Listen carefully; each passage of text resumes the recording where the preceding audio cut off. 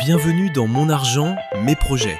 Aujourd'hui, découvrons ensemble comment bien choisir un crédit, éviter les pièges du surendettement et faire du crédit un allié plutôt qu'un fardeau. Bonjour chers auditeurs. On parle beaucoup de crédit aujourd'hui.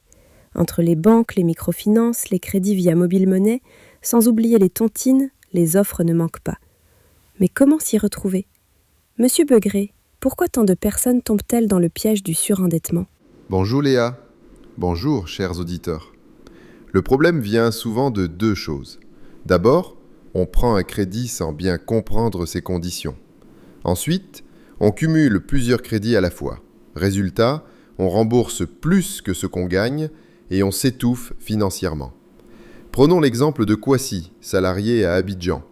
Il prend un crédit bancaire pour acheter des meubles, puis un crédit mobile money pour ses dépenses quotidiennes, et en parallèle, une tontine avec ses collègues.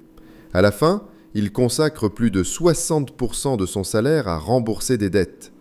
C'est le surendettement. Il ne vit plus, il survit. C'est la réalité de beaucoup de personnes.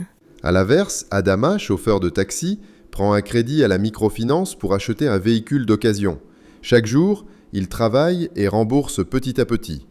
En même temps, il garde un bénéfice pour nourrir sa famille. Voilà un crédit bien utilisé. Il crée un revenu et améliore sa vie. Alors, monsieur Begré, comment choisir un crédit de manière intelligente ? Il y a 3 règles simples. 1. Définir l'objectif. On ne prend un crédit que si c'est pour un projet productif ou un besoin vital. Logement, santé, école des enfants. 2. Comparer les offres. Banque, microfinance, mobile money, chaque option a ses avantages et ses coûts. 3e, lire les conditions. Taux d'intérêt, frais cachés, durée, il faut tout comprendre avant de signer. Pouvez-vous nous donner des exemples concrets de crédits disponibles en Côte d'Ivoire ? Bien sûr. Banque, adapté pour les gros crédits. Terrain, maison, voiture. Avantage, taux plus bas, mais il faut souvent un salaire stable et des garanties. Microfinance, très accessible aux commerçants, artisans, agriculteurs. Avantage, rapidité, flexibilité. Attention toutefois aux taux parfois élevés. Mobile money, utile pour les petits montants, rapide et pratique. Mais souvent les frais sont élevés si on multiplie les emprunts. Tontine, système traditionnel, pratique, basé sur la confiance. Mais très risqué si le groupe n'est pas fiable. Donc, chaque outil peut être utile, mais il faut choisir selon son besoin et sa capacité. Exactement. 3 conseils pour éviter le surendettement. 1.